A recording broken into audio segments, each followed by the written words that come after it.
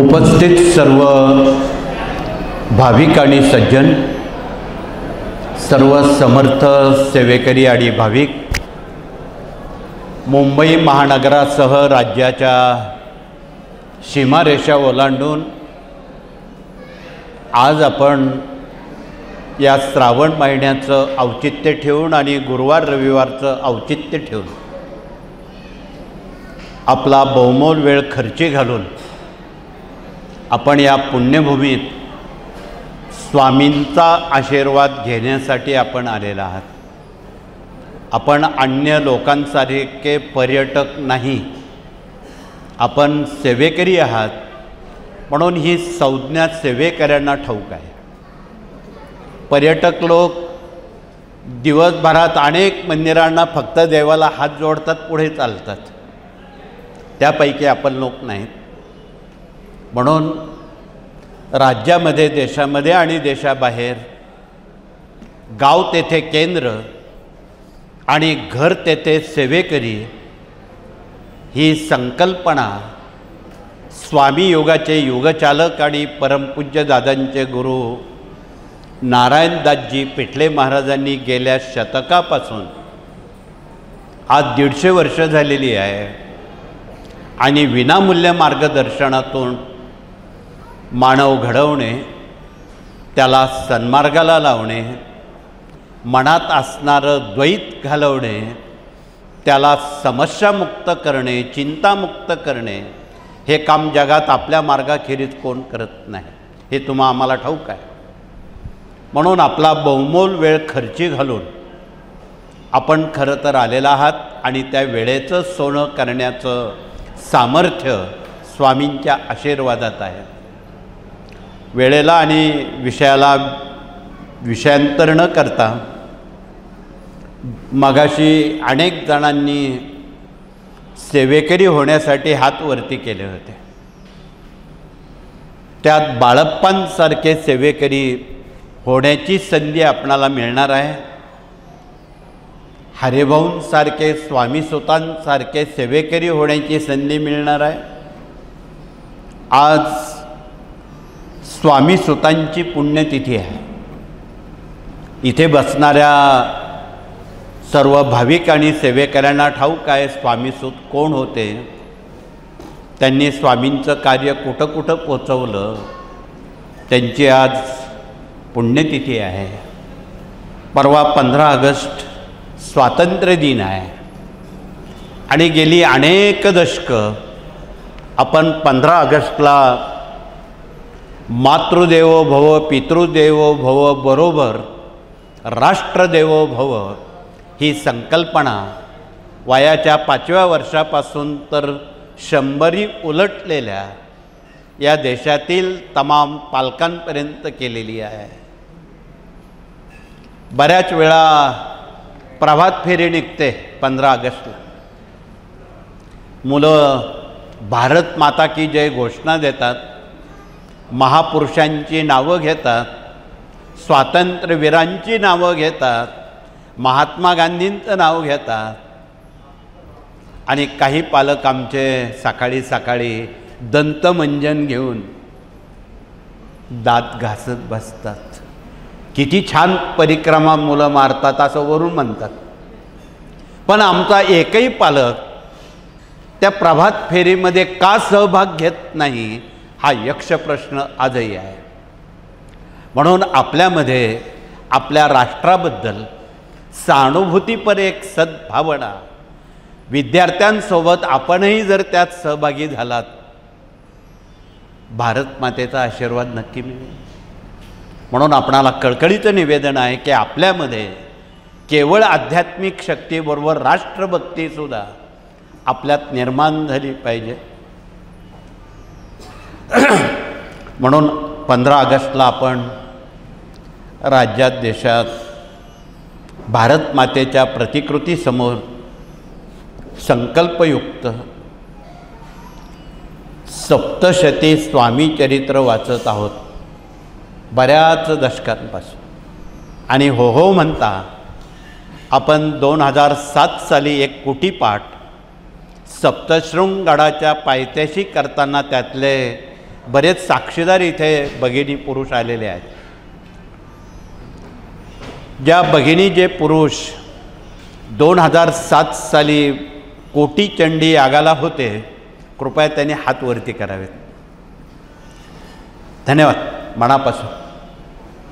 त्यावेळी आपण बघितलं लाखोच्या संख्येनं भगिनी आणि पुरुषांनी टाचणी पडली तर आवाज येईल. बिना संरक्षण 21 लाख लोक त्या मैदानावर भगवतीची सेवा रुजू करत होते. आणि हे रुजू करत असताना सरकारला सुद्धा घाम फुटला की एवढे 21 लाख लोक बिना पोलीस बिना संरक्षण तिथे आलेच कसे.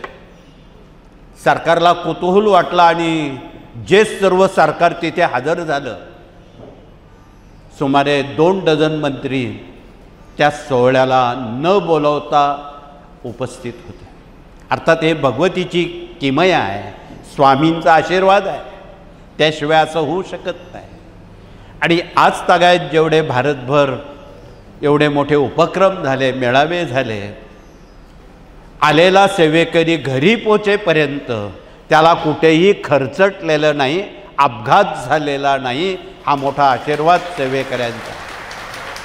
कालचा मथुरेचा सुद्धा तुम्ही अनुभव घेतला. ही सारी अजब किमया स्वामींची आहे, त्याशिवाय शक्य नाही. म्हणून आपण याचे अभ्यासक व्हा, प्रचारक व्हा, नवे सेवेकरी जोडताना त्याचे उपासक व्हा. म्हणून प्रचारक, प्रसारक, उपासक आणि अभ्यासक या अध्यात्माच्या पायऱ्या आहेत. आणि या पायऱ्यांनी जर आपण गेलात तर हे जे पर्यटन चालू आहे जगात, देशात कुठे कुठे कसं कसं, त्याला एक आळा बसेल.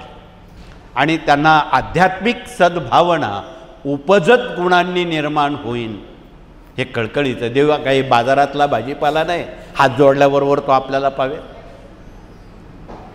पूर्वाश्रमी आमच्या ग्रामीण भागात फार तर फार घाईघाई लोक यायचे, देवासमोर नारळ फोडायचे, करून त्या देवाजवळ ठेवायचे, खोबरं घरी न्यायचे. अशाने देव पावणार आहे का? देवाला तुमचा नारळसुद्धा नको आहे, तुमचा भाव हवा आहे. अन्य बाकीच्या बाबी गौण आहेत.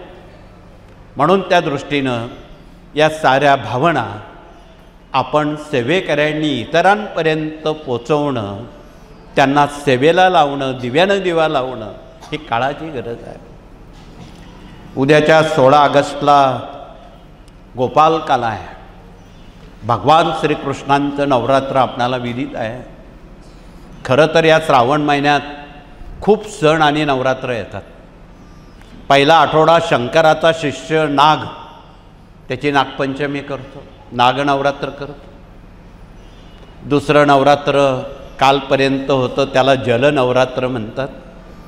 इथे मुंबईकर बसलेले आहेत, भारतातले ग्रामीण लोक आलेले आहेत. जो तो आपापल्या नद्यांचं, धरणांचं, समुद्राची पूजा करतात.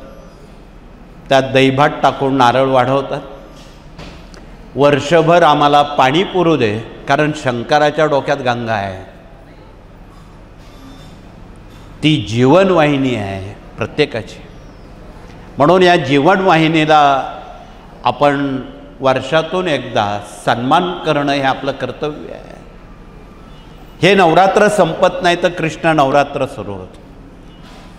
16 तारखेला गोपालकाला आहे. यातून भाव एवढाच आहे की सामुदायिक सद्भावना, सामुदायिक सहभोजन यातला ब्रह्मानंद वेगळा आहे. ज्यावेळी भगवान श्रीकृष्ण गोकुळामध्ये गोपालकाला खायचे, त्यावेळी स्वर्गात देवांनासुद्धा हेवा वाटायचा. ही मुलं किती चांगलं गोळ्यामेळ्यानं भोजन करतात, त्यांच्या होटावर मनावर किती आनंद आहे. हा आनंदात आपण सहभाग घ्यावा म्हणून देव त्या यमुनेत माशांची रूपं घेऊन यायचे की निदान ते भोजन झाल्यावर हात धुवायला यमुनेत येतील. त्यांच्या हातांना बोटांना लागलेलं उष्ट अन्न ते तरी आपल्याला मिळेल. ते अमृतापेक्षा श्रेष्ठ आहे, ते आपणाला मिळेल. या भावनेनं सारे देव यमुनेमध्ये माशांची रूपं घेऊन यायची.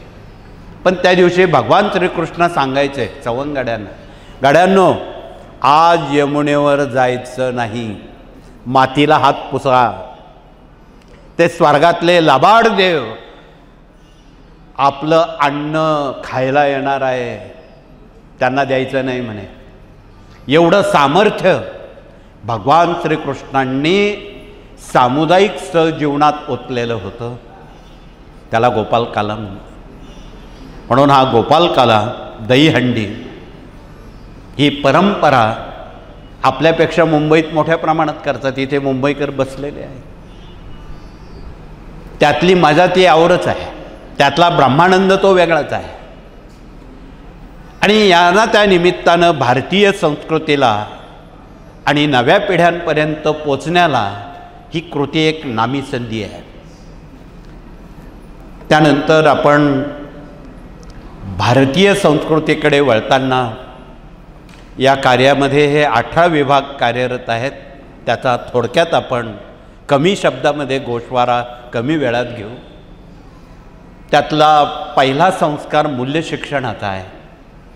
आज आमचे गुरुजन प्रतिनिधी, गर्भसंस्कार प्रतिनिधी, शिशुसंस्कार प्रतिनिधी आलेले आहेत.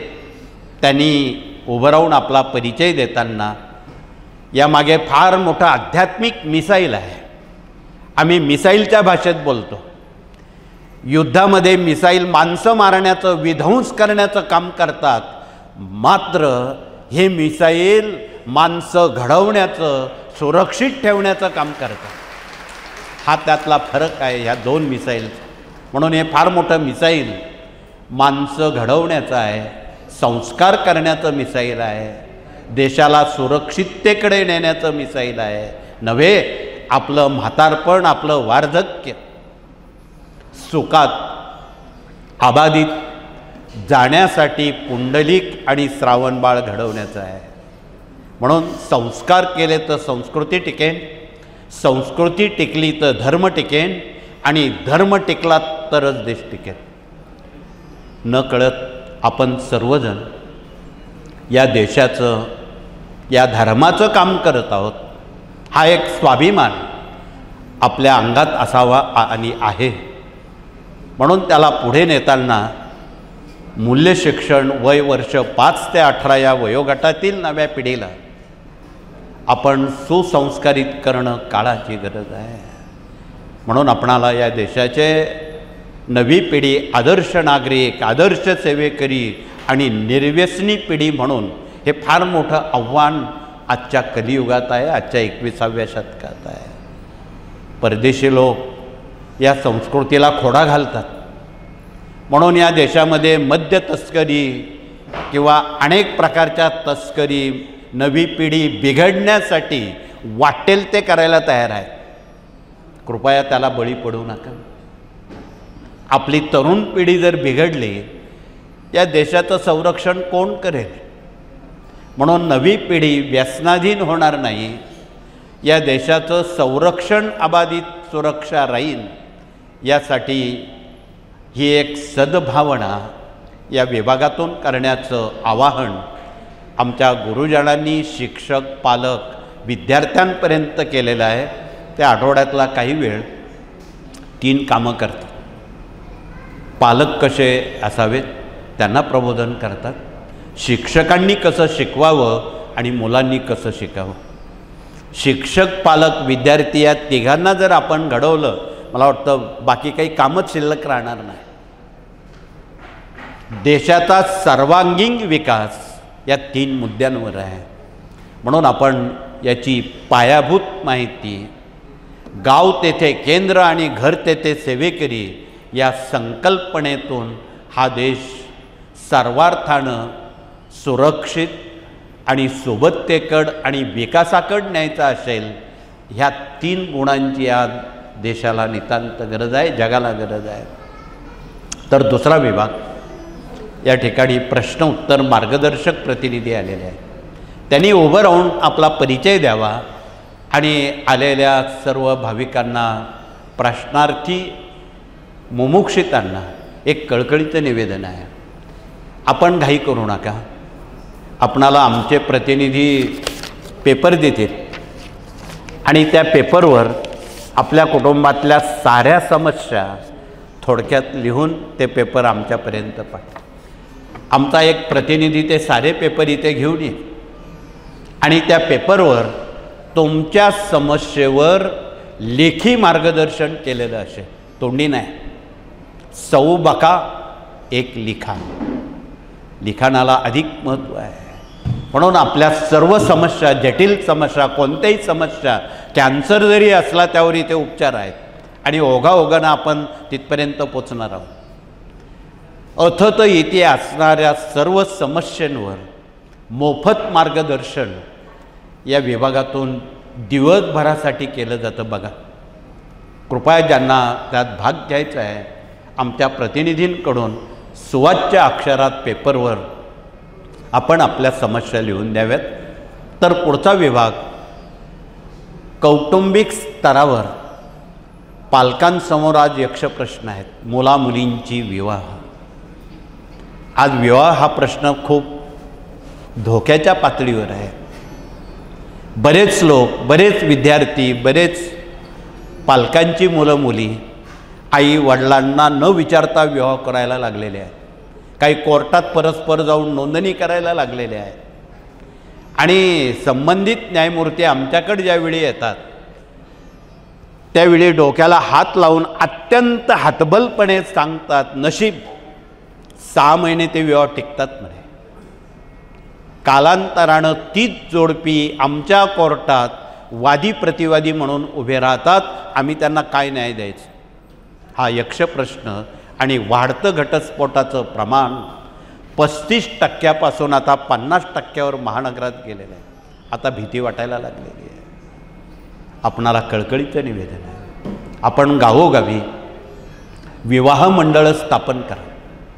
अर्थात बिना हुंड्यानं, बिना सोन्या नाण्यानं, अति अल्प खर्चानं इथे विवाह मंडळ काम करतं आहे. गुरुवार रविवारला यांच्याकडे आत्ता सुमारे 1.5 लाखापेक्षा अधिक वधूवरांची नोंद उपलब्ध आहे. आलेल्या भाविकांना एक पर्वणी आहे. तुम्ही आमच्या विवाह मंडळाकडे संवाद साधा. ज्यांच्या मुलामुलींची विवाह अपेक्षित आहे त्यांनी नावनोंदणी करा, त्यांच्याशी संवाद साधा. आपण जर हा संवाद साधला तर पुढे आपणाला यातून काय मिळणार आहे?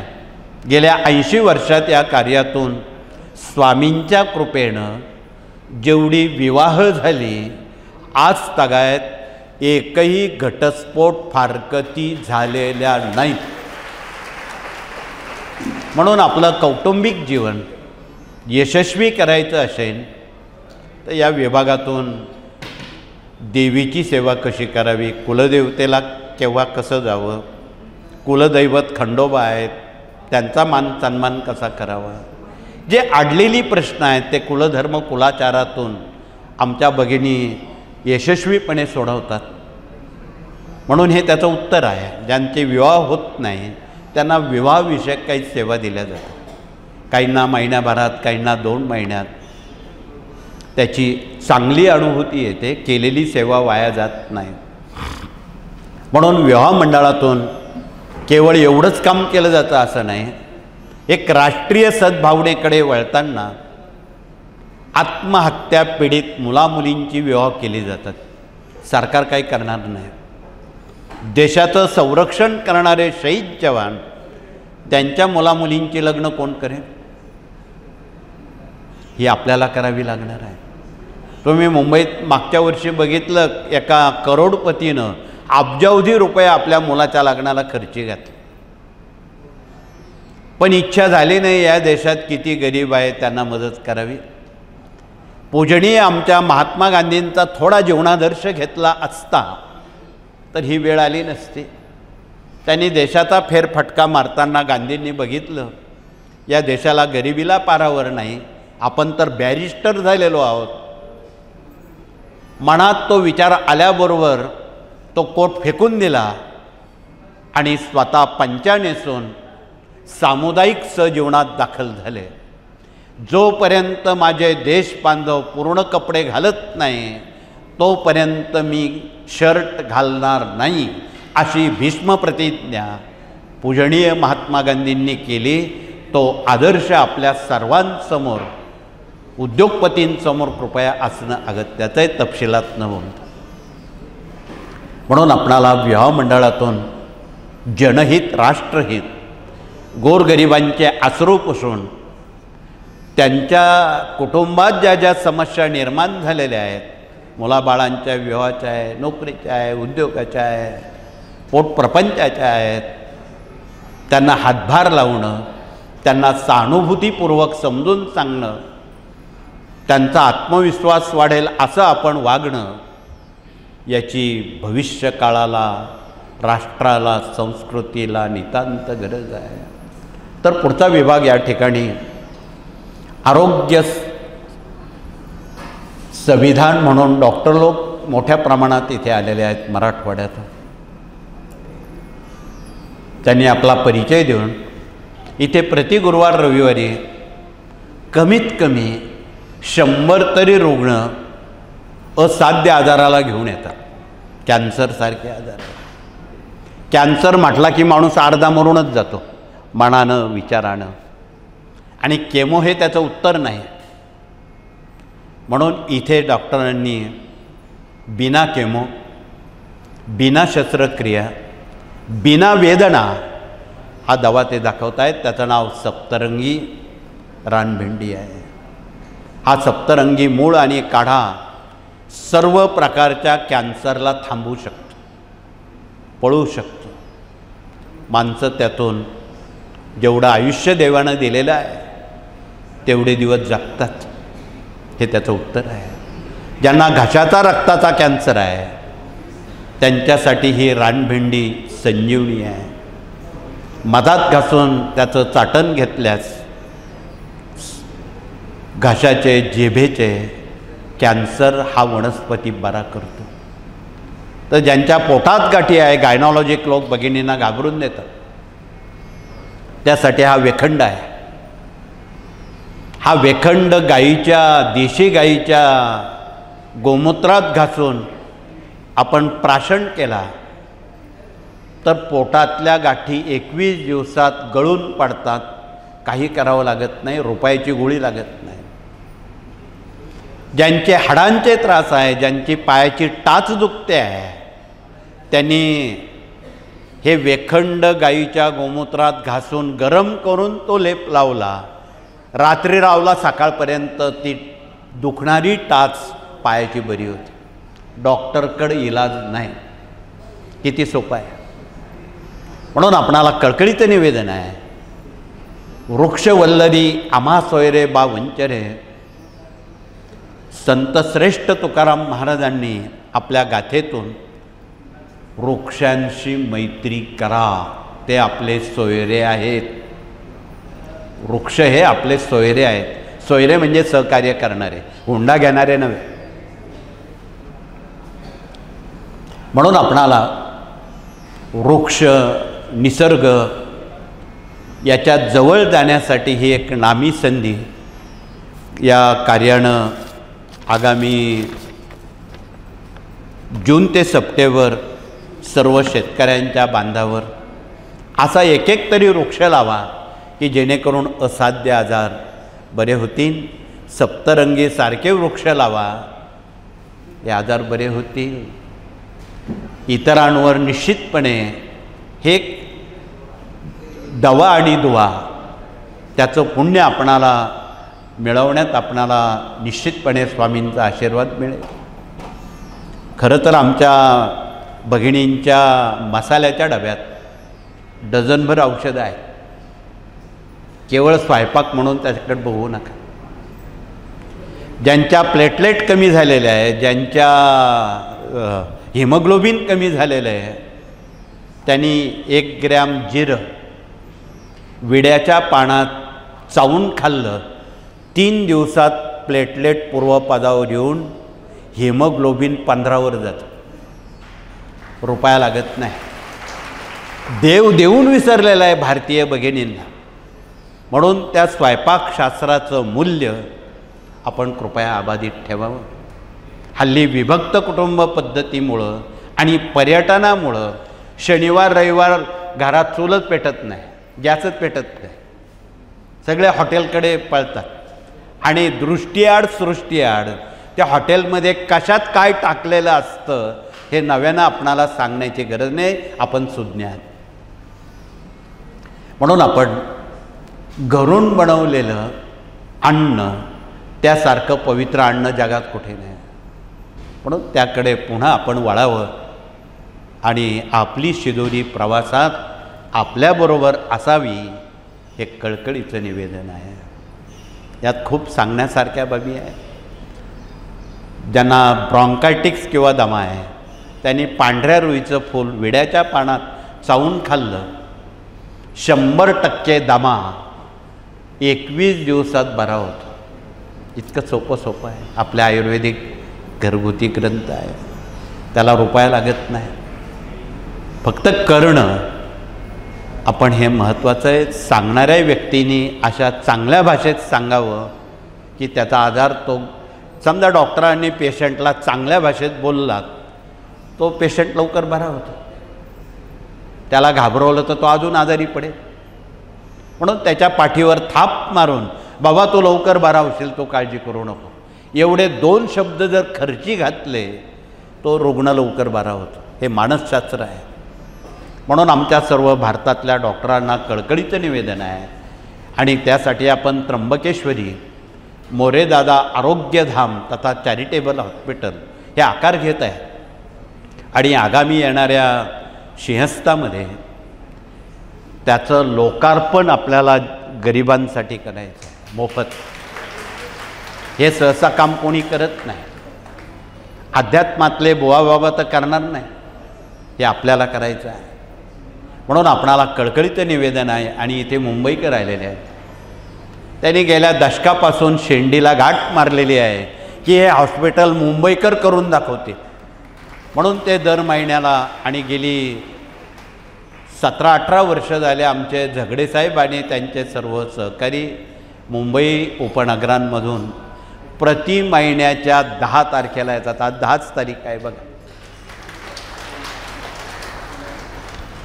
म्हणून त्यांनी ठरवलं आहे की निदान महिन्याच्या दुसऱ्या शनिवारी त्र्यंबकेश्वरला किंवा इथे सोयीप्रमाणे, कृपया आपली गैरसोय होणार नाही अशा माध्यमातून हा सगळा प्रवास, हा सगळा उपक्रम असणारी जिम्मेदारी ती महाराष्ट्राला देशाला भावणारी आहे. म्हणून यात आपण कृपया सर्वांनी मनपूर्वक सहभाग घ्यावा. सक्ती नाही, ही इच्छाशक्ती आहे. म्हणून येणेप्रमाणे आपण या सर्व बाबी आरोग्य विभागातून खूप सांगण्यासारख्या बाबी आहेत, त्या आपणाला कराव्या लागतील. अथत इथे जेवढे आजार आहेत त्यावर सारे उपचार आपण तिथे करणार आहोत. मग तुम्ही म्हणाल मुंबई एवढं मोठं महानगर असताना आपण ग्रामीण भागात त्र्यंबकेश्वरच का? उत्तर आहे, त्याचं उत्तर आहे, जगामध्ये पहिली सर्जरी त्र्यंबकेश्वरला शंकरानं गणपतीची केली. तुम्हाला शिवपुराण सांगण्याची गरज नाही. ज्यावेळी द्वारपाल म्हणून भगवान शिवानं त्याचं मुंडकं छाटलं, मग त्यावेळी समजलं हा आपलाच मुलगा आहे. म्हणून बाहेर मेलेल्या हत्तीची सोंड त्या मिनिटाला गणपतीला लावली आणि त्यातला जीवदान दिलं. म्हणून पहिली सर्जरी, पहिली शस्त्रक्रिया शंकरानं गणपतीवर त्र्यंबकेश्वरला केलेली आहे. म्हणून तिथे शस्त्रक्रिया यशस्वी होण्यासाठी शिवाचा आशीर्वाद असणं जरुरीच आहे. ती शिवभूमी आहे. म्हणून उद्या तुम्हाला कोणी बोलेल तर त्याला उत्तर तुमचं पाठ पाहिजे. यावर खूप तपशिलात बोलणं उचित नाही. तथापि हे सारे आजार आणि त्यावर असणारा उपलब्ध दवा इथे आमच्या डॉक्टरांकडं उपलब्ध आहे, त्याचा आपण लाभ घ्यावा. वेळोवेळी होणारे रक्तदान शिबिरं असतील, आपण प्रतिवर्षी मोठ्या प्रमाणात रक्तदान शिबिरं घेतो. 99 सालपासून आज तागायत कुठलाही खंड नाही. कारगिल युद्धाच्या वेळी आपल्या महाराष्ट्रातल्या तमाम सेवेकरी पुरुष आणि भगिनींनी 4,500 रक्ताच्या पिशव्या कारगिलला पाठवल्या आणि परिणाम काय झाला? सेवेकऱ्यांचं रक्त पुरताच विजयश्रीनं भारतीय सैन्यांना माळ घातली आणि भारताचा विजय झाला. म्हणजे सेवेकऱ्यांचं रक्त काय काम करतं? तुम्ही स्वतः जरी युद्धक्षेत्रावर गेला नसला पण तुमचं रक्त मात्र काम करतं, हे वास्तव लपवता येत नाही. म्हणून आपणाला वेळोवेळी होणारे रक्तदान शिबिरं असतील, गोरगरिबांच्या कल्याणासाठी या साऱ्या बाबी या कार्याच्या अंतरंगातून हे फार वेगवेगळे 18 मिसाईल आहे. हे आरोग्य मिसाईल आहे लोकांना बरं करण्यासाठी. म्हणून हे 18 मिसाईल गीतेमध्ये जे 18 अध्याय आहेत, या कार्यातले हे 18 मिसाईल आहेत. याची जोपासना जर आपण चांगली केली, या देशात आणि जगात सज्जनांना निश्चितपणे आणि भगिनींना बिनधोकपणे वाटचाल करण्याला अभय मिळेल, सुरक्षा मिळेल. आजही आमचे पोलीस लोक सांगतात की देशात भगिनी सुरक्षित नाही. आम्ही त्यांना त्याच भाषेत सांगतो, आमच्या साऱ्या माता भगिनी जिजाऊ साहेबांसारख्या, झाशीच्या राणीसारख्या आहेत. तुम्ही त्यांची काळजी करू नका. त्यांच्याजवळ 11 मिसाईलपैकी एक मिसाईल आहे, त्याचं नाव आहे कंकण. ज्यावेळी आमच्या भारतीय भगिनी, ग्रामीण भगिनी, कधीतरी भांडण होतं बघा, ज्यावेळी भांडण होतं त्यावेळी ती कंकणं मागे येतात करकचून. जशी जशी कंकणं मागे येतात तसं तसं त्या देहामध्ये प्रचंड ऊर्जाचा साठा होतो, प्रचंड ऊर्जा मिळते.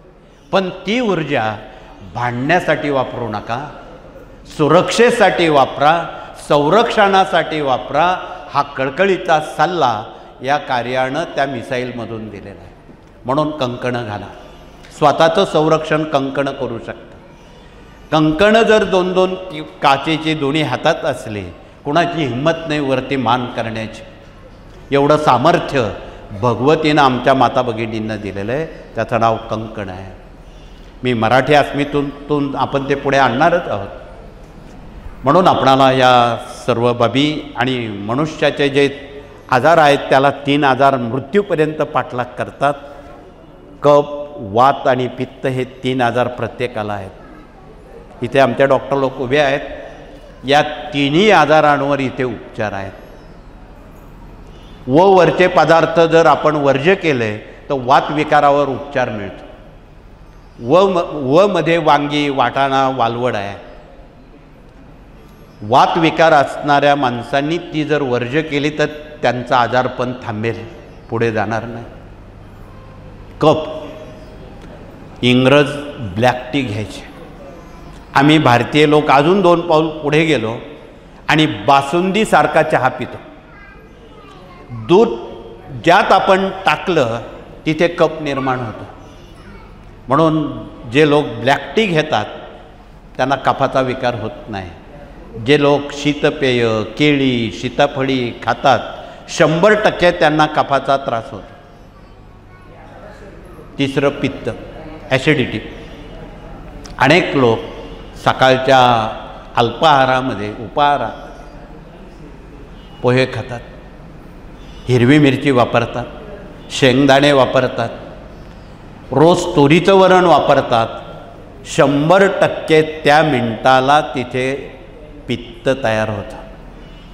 म्हणून आपण या बाबी जर वर्ज्य करता आल्या तर पित्तापासून, या आजारापासून आपलं संरक्षण होईल.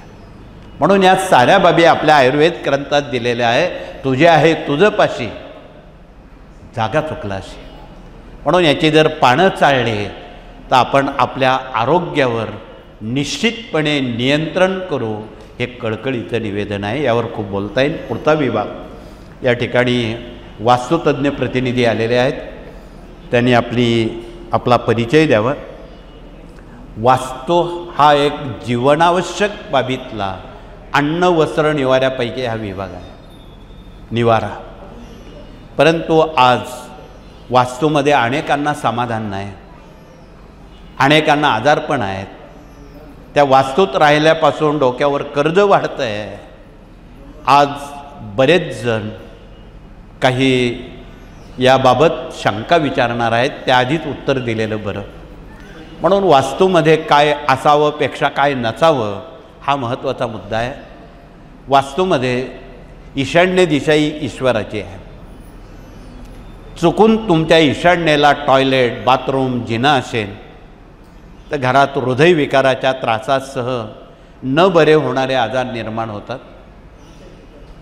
घरामध्ये फाटलेले कपडे, तुटलेल्या चपला, फुटलेली भांडी, बंद पडलेली घड्याळं आणि किचन ओट्याला काळा दगड लावलेला असेल किंवा कडप्पा असेल, अशा भगिनींनी जर हात वरती केले तर उपचार आपल्याला फार सोपा समजून घेता आहे. त्यांनी हात वरती करावे ज्यांच्या किचनला दगड काळा आहे. धन्यवाद. त्यांनी घरी गेल्यावर घाबरून जाऊ नका. परंतु असं आढळलं गेल्या 40 वर्षात, जिथे जिथे काळा दगड आहे, ज्या ज्या घरात लावलेला आहे, तिथे तिथे भगिनींना मणक्याचे आजार, दवाखाना चालू, डोक्यावर कर्ज, न बरे होणारे आजार सातत्यानं चालू आहे. उत्तर आहे सोपं, बिना खर्चिक किंवा कमी खर्चिक. एक पांढऱ्या रंगाचा ऑइल पेंट त्या काळ्या दगडाला लावून त्याचा जर पांढरा दगड केला किंवा पिवळा केला, त्या मिनिटाला तुमची 7:30 तिथे संपली असं म्हणायला अतिशयोक्ती नाही. म्हणून आपण घरी गेल्या गेल्या काळा दगडाला रंग देऊन टाका, विषय संपला. इतकं सोपं आहे. मला वाटतं एवढं सोपी बाब जगात तुम्हाला कोणी सांगणार नाही. म्हणून आपण या कार्याचे अभ्यासक बनावं, उपासक बनावं. इतरांना भगिनींच्या घरी ज्यावेळी जातील त्यांनी त्यावेळी त्यांना कानात सांगावं, या काळ्या दगडाला पिवळा किंवा पांढरा करा. त्यावेळी त्यांचा दवाखाना, अन्य खर्च थांबला नाही. असं पुढचा विभाग या ठिकाणी कायदेशीर सल्लागार म्हणून आमचे वकील आणि न्यायमूर्ती आलेले आहेत. हे कार्य देशात जगात पोचवताना कायद्याच्या चाकोरीतून ते पोचलं जावं. बरेच लोक काही मनमानी करतात, मेरी सुनो करतात. तसं नको. लोकशाही पद्धतीनं हे आध्यात्मिक कार्य जनतेपर्यंत पोचवलं तर त्याचा चांगला परिणाम वास्तव बाबींवर होऊ शकतो. म्हणून आपणाला कळकळीचं निवेदन आहे की 4-5 जणांनी मिळून जर हे कार्य हाती घेतलं तर 10 की लकडी एक्का बोजा या उक्तीप्रमाणे आपणाला हे कार्य जनमानसामध्ये पोचवण्याला कुठलाही अहंकार आपल्यापर्यंत नडणार नाही, आपल्यात मोठेपणा येणार नाही. सतत पाय आपले जमिनीवरच राहतील अशी जर आपण वागणूक ठेवली तर पुढचे प्रश्न निर्मूलन होतात. हे कळकळीचं निवेदन आहे. म्हणून अधिक माहिती ज्यांना साप्ताहिक दैनिक सेवा केंद्र येणाऱ्या अडचणी संदर्भात काही विचारणा करायची असेल त्यांनी सर्वप्रथम आमच्या कायदेशीर सल्लागार विभागात संवाद संपर्क करावा, हे कळकळीचं आवाहन. तर पुढचा विभाग प्रशासकीय कामकाज प्रशिक्षण प्रतिनिधींसवेत दिवसभरात हे प्रतिनिधी गावोगावी तुम्ही बोलवाल त्या ठिकाणी प्रशिक्षण घ्यायला येतात कुठल्याही जिल्ह्यावर. मग त्यात हस्तशास्त्र, स्वरशास्त्र, संख्याशास्त्र, ज्योतिषशास्त्र, अन्यशास्त्र याचा समावेश आहे. आणि त्या ज्ञानाची पाणपोई आपल्याला घराघरापर्यंत पोचवता येईल हा त्यामागचा उद्देश आहे.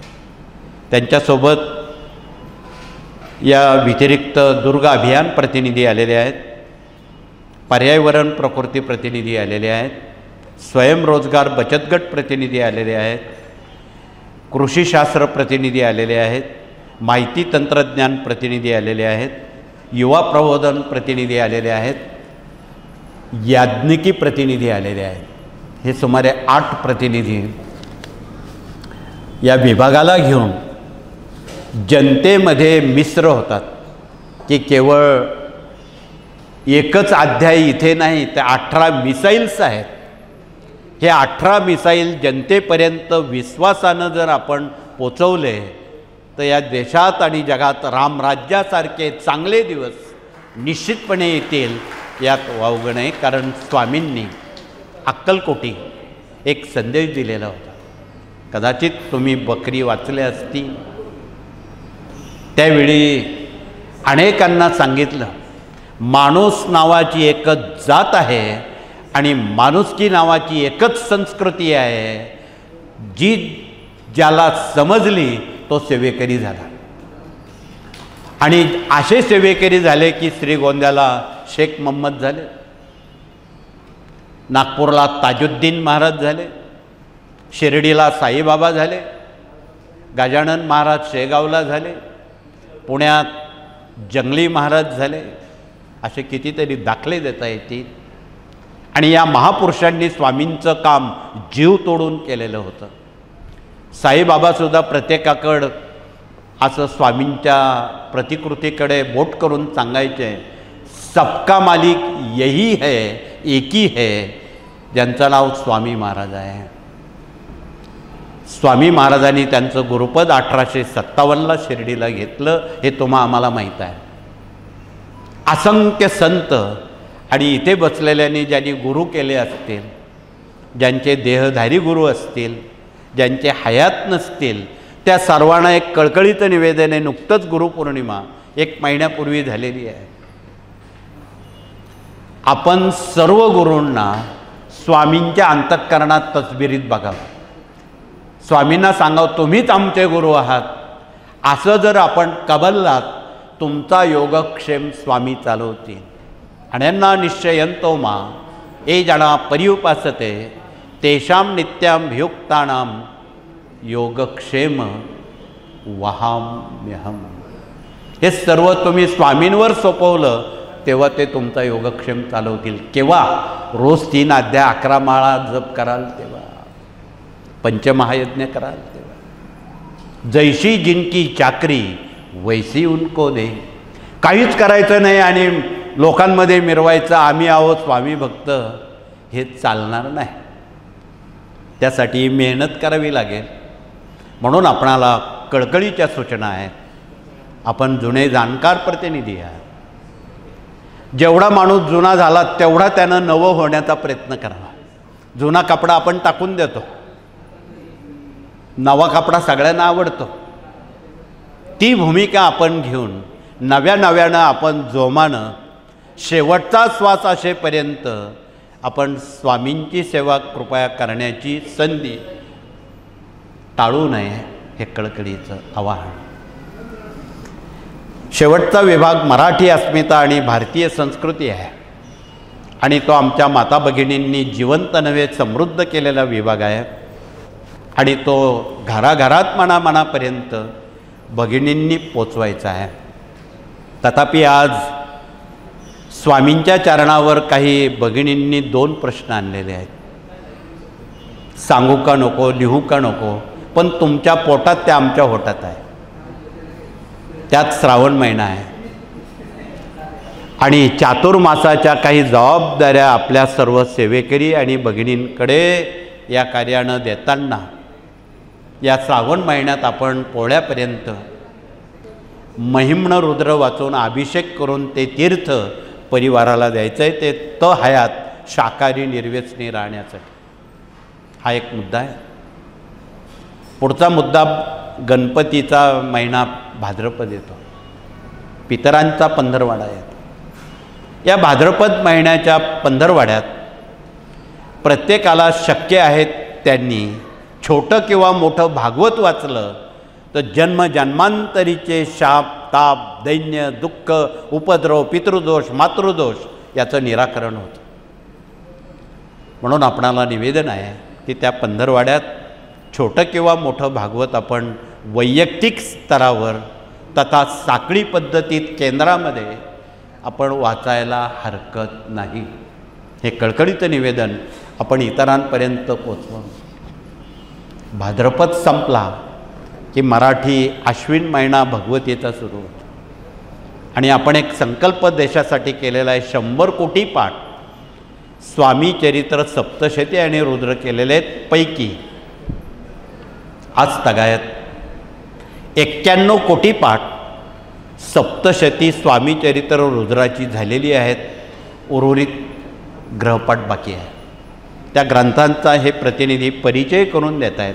तुम्ही नव्या सेवेकऱ्यांना त्यात सहभागी करून घ्या की जो कोणी पुढील गुरुपौर्णिमाही पावेतो 100 पाठ सप्तशती स्वामी चरित्र रुद्राची करेल त्याला कुठलीच समस्या भेडसावणार नाही एवढी हमी स्वामी महाराज देतील. म्हणजे तुम्ही कट्टरपंथी सेवेकरी नक्की तयार व्हाल असा आमचा दावा आहे. म्हणून आपण वर्षभराच्या मुदतीमध्ये ही अल्पशी सेवा करण्याला आपणाला एक नामी संधी या चातुर्मासात दिलेली आहे. शेवटचं ज्यांना ज्यांना आवड आहे, मुंबईत तर पूर्वी गेल्या शतकापासून आमचे बरेच जुने सेवेकरी आणि पालक लोक त्यांना जप स्वामींचा लिहिण्याची छंद आवड होता. तो आम्ही मान्य केलेला आहे. म्हणून आगामी दत्त जयंतीपर्यंत आपण आपल्या संस्कार वह्या ज्या आहेत त्यावर आपण श्री स्वामी समर्थ हा षडाक्षरी मंत्र इथे आमचे गुरुजी वही दाखवतील. मुंबईच्या काही लोकांनी सुरुवात केलेली आहे. त्यांचा अर्धा जप 6 लक्ष जप तयारही झालेला आहे आणि असा जप आपण पूर्ण करावा. आणि येताना चौथ्या कुठल्याही शनिवारी पूर्ण झालेला तो जप त्र्यंबकेश्वरी आणून आपण येणाऱ्या 25 ऑक्टोबरला गाणगापूरला बैठक सत्संग ठेवलेला आहे सेवेकऱ्यांचा. ऑक्टोबर अजून वेळ आहे. आणि दत्तभूमीचं एक वैशिष्ट्य आहे. पिठापूर असेल, गाणगापूर असेल, कुरवपूर असेल, वाडी असेल, तिथे जप स्वामींच्या दरबारात ठेवला जातो तथा मूर्तीखाली ठेवला जातो. त्याचा योगक्षेम लिहिणाराचा स्वामी स्वतः चालवतात असा सिद्धांत आहे. म्हणून या वहीवर अनेक भाविक कामाला लागलेले आहेत की गप्पा मारण्यापेक्षा, वेळ वाया घालण्यापेक्षा तुम्ही या वहीचा वापर करा. तुमच्यासमोर कोणी गप्पा मारत असेल तर अगदी विनोदानं सांगतो, एक वही पेन त्याच्यासमोर ठेवा. बाबा, गप्पा मारण्यापेक्षा तू श्री स्वामी समर्थ जप लिही, तुझं आयुष्याचं कल्याण होईल. तो नाही म्हणू शकणार नाही. हे त्याचं उत्तर आहे. म्हणून आज भगिनी काही प्रश्न घेऊन आल्यात. त्यातले 2 प्रश्नांची उकल आपण करणार आहोत. एक, व्यसनाधीनता. अनेक भगिनी कंटाळलेल्या आहेत. काही लोक चोरून व्यसनं घरात करतात, बाहेर करतात. उत्तर आहे, शंकराच्या पिंडीवर किंवा रुद्रयंत्रावर महिम्न किंवा रुद्र वाचून जर आपण अभिषेक करून ते तीर्थ चहातून, जेवणातून, स्वयंपाकातून त्यांच्या पोटात पाठवलं, महिन्याभरात सुंटे वाचून खोकला जाईल आणि त्या व्यक्ती निर्व्यसनी शाकाहारी होतील. जे मच्छी खाणारे असतील, मांसाहार करणारे असतील त्यांनासुद्धा द्या. त्यांना त्याचा उभं घेईल आणि परत त्या गावाला ते जाणार नाही. दुसरा प्रश्न, डोक्यावर वाढणारं कर्ज. उत्तर आहे श्रीयंत्र. हे श्रीयंत्र आहे. आपण बऱ्याच ठिकाणी यंत्रराज पूजनामध्ये भगिनी सहभाग घेतात वेगवेगळ्या ठिकाणी. पण खऱ्या अर्थानं सेवेकरी आमच्या सर्व माता भगिनी श्रीयंत्राच्या उपासक आहेत, अभ्यासक आहेत. रोजीला श्रीयंत्र पूजल्याशिवाय त्यांची भूक भागत नाही. फावल्या वेळेत आपण ही सेवा जेव्हा वेळ असेल तेव्हा करा. रात्री केली तरी चालेल.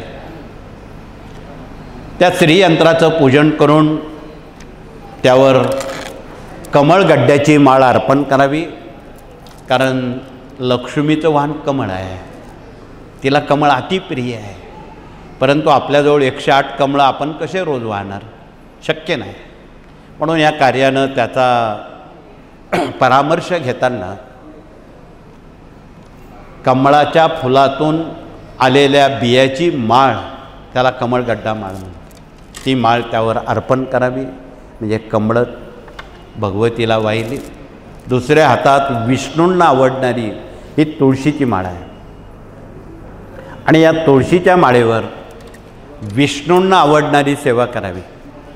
तुमच्या नित्यसेवेत आहे विष्णू गायत्री, लक्ष्मी गायत्री, कुबेर मंत्र, नंतर श्रीसूक्त, व्यंकटेश स्तोत्र. या पठणानं डोक्यावरचं कर्ज खांद्यावर येतं आणि प्रतिपौर्णिमेला आमच्या जगातल्या देशातल्या साऱ्या भगिनी स्वतः सत्यनारायण करतात. बघा, वाटीभर शेऱ्याचा प्रसाद करतात. इथे 5 अध्याय सत्यनारायणाची मराठी पोथी आहे. 3 सुपाऱ्या मांडतात, आरती करतात, सत्यनारायण झाला. आता एवढ्या संख्येला पुरोहित कुठून आणणार तुम्ही? परंतु ज्या भगिनी प्रतिपौर्णिमेला स्वतः सत्यनारायण करतात, कृपया त्यांनी हात वरती करावेत. धन्यवाद. बऱ्यापैकी हात वरती आलेत, 80% हात वरती आलेत. खऱ्या अर्थानं मराठी अस्मिता जिवंत समृद्ध तुम्ही करत आहात असं म्हणायला अतिशयोक्ती नाही. आणि येणेप्रमाणे जर आपण प्रतिपौर्णिमेला हे व्रत सुरू केलं तर तुमचं डोक्यावरचं कर्ज खाली येईल.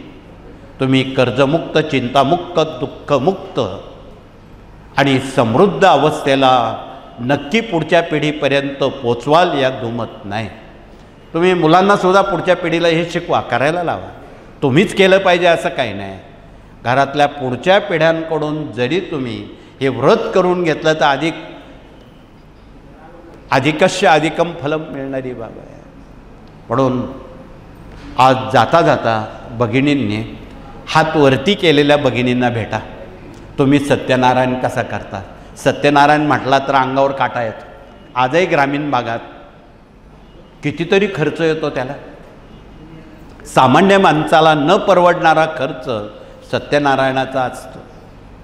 त्यातही काही बुभुक्षित लोक 50 किलो गहू, तांदूळ, खोबरं, खारकास, धोतर, पातळ, बरंच दक्षिणा, हे सामान्य लोकांना परवडणारी बाब नाही. तथापि आमच्या भगिनीत जर स्वयंपुरोहित झाल्या तर खऱ्या अर्थानं देश समृद्ध होईल. म्हणून या देशाला भारत माता का म्हणतात? तुमच्यामुळं. भारत माता हे जगाला कोण म्हणत नाही. अमेरिका माता म्हणत नाही, जपान माता म्हणत नाही, जर्मन माता म्हणत नाही, चीनला माता म्हणत नाही. भारतालाच का म्हणतात? त्याला कारण आमच्या माता भगिनी आहेत. म्हणून आजपासून तुमच्यावर ही जास्त जबाबदारी आहे आणि दिव्यानं दिवा लावून, ज्योतीनं ज्योत लावून हा भारत मातेचा उद्घोष घराघरात मनामनापर्यंत कृपया आपण पोचवावा, एवढंच कळकळीचं सांगून श्रावण महिन्याच्या आणि या चातुर्मासाच्या आपणा सर्वांना मनापासून शुभेच्छा, धन्यवाद देऊन आपण हात जोडून प्रार्थना करू आणि काही काळ आपण मौन पाळू. मौनानं सर्वप्रथम प्रार्थनेनंतर नंबर 1च्या गेटनं भगिनी औदुंबर समाधी मठाला केवळ वळसा घालून स्वामींना फक्त हात जोडतील, मुजरा करणार नाहीत, कारण गर्दी आहे. पुढचा माणूस वाकला की मागचा माणूस पडतो हे तुम्हाला माहीत आहे. म्हणून कृपया आपण एवढी पथ्य पाळावी. उभ्यानं महाराजांचं दर्शन घेऊन मधल्या गेटनं आपण जागेवर बसावं किंवा प्रस्थान करावं. तदनंतर भगिनींनंतर पुरुष वर्ग नंबर 2च्या गेटनं त्याप्रमाणे आचरण करतील आणि पुढील मार्गदर्शन आमचे प्रतिनिधी आपणाशी दिवसभरासाठी या 18 विभागाचं तर करतीलच. पण आज रविवार आहे, खंडोबाचा वार आहे. कुलधर्म कुलाचार खंडोबानं आपणाला शिकवलेले आहेत. महाराष्ट्राचं लाडकं कुलदैवत खंडोबा आहे. अनेकांची कामं जी खंडित झालेली आहे, खोळंबलेली आहे, ती खंडोबामुळं. मग त्यात शिक्षण, नोकरी, विवाह, अपत्य, अनेक गोष्टींचा समावेश आहे. त्याचा उलगडा करण्याचं काम जे भाविक मनापासून इथे मल्हारी सप्तशती वाचतील, घरी जाईपर्यंत त्यांना त्याची अनुभूती येईल बघा. म्हणून आपणाला निवेदन आहे की आपण त्यात भाग घ्यावा. ज्यांना थोडासा वेळ आहे, अन्नसेवेत सहभागी व्हायचं आहे, त्यांना यज्ञभूमी हाक मारत आहे, त्यांनी यज्ञभूमीत सेवा रुजू करावी. ही द्वारं आपणासाठी खुली आहेत. म्हणून पुन्हा एकदा आपणा सर्वांना शुभेच्छा, धन्यवाद देऊन हात जोडून आपण प्रार्थना करू.